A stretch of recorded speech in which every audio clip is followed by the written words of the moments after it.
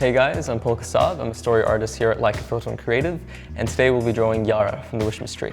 So Yarra is like this crazy kooky old man, and he's like the wizard of the Wishmas Tree. So he's your Gandalf, he's your Yoda, and that's all reflected in the designs. When we first look at Yarra, we can get a little bit intimidated because he's got all these shapes and these curves and these angles, and that's part in the fact that he's based on a Frilled-Neck Lizard. And if you've ever seen a Frilled-Neck Lizard in nature, they tend to have a lot of different shapes and angles. So for us, what we want to do for today is just try to distill this character into a much more simple character that we can draw and understand and hopefully have fun with. So we've got like a basic square for the head. We can go in and start to fill in what we see in that square. So for example, his neck, Yarra's got this really long, nice elongated neck.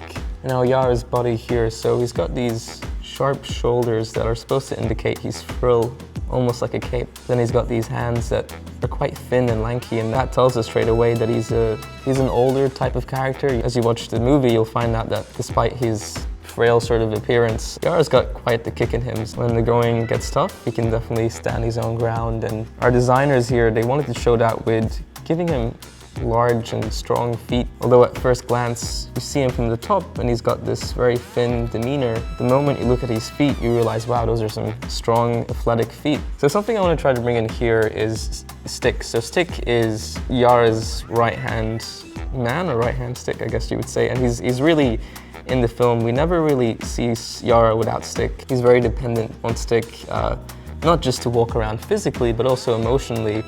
We see numerous points in the film, Yarra confides in Stick and he whispers to Stick, and at first it comes off a little bit crazy and strange, but as we learn in the film, there's a very strong reason for that strong connection between Yarra and this inanimate Stick. So even here, when I'm looking to draw Stick, I'm not getting caught up with all these crazy shapes and these angles. I just want to give a general indication of you know, what kind of shape Stick is. So these eyes here, they're almost like these drooping circles. So they're not a perfect circle, but they're like a circle that kind of droops down. And we want to reflect that here. So it's just this circle that has all the weight sort of pushed to the side, almost as if it's like a chocolate button that's sort of melting because it just came out from the oven.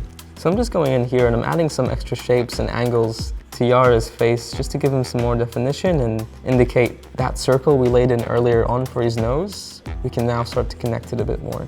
So what we'll do now is just create a new sketch on top of what we have and quickly add in some cleanup. The more you refine your character, the more you can inlay some of those details. And if you are following at home, I definitely recommend you don't have to stay 100% true to whatever image you're trying to draw or replicate. For example, the scales on Yarra, they don't have to be 100% true to the image. You can have fun in the placements and the arrangements of how the scales fall on his skin, and you might actually find that it can lead to some really interesting designs. So I've drawn Yarra here not only in a very simple style, but also in a very simple pose.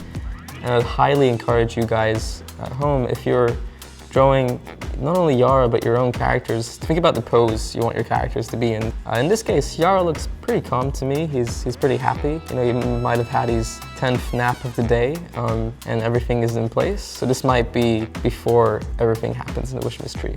And just as we finish off here, I'll quickly go in and chuck in some color. You know, Yarra is definitely one of the most complex characters we have, not only in the Wishmas Tree, but just in the world of Sanctuary City. He's very intricate in the shapes that he's comprised of. And I think that's great because his character is very fun and outgoing, so it adds to that contrast where you see this very grisly, intimidating character that's comprised of all these shapes, but when he starts to talk and move his mouth, you get this ball of energy that's very excited and full of kooky wisdom.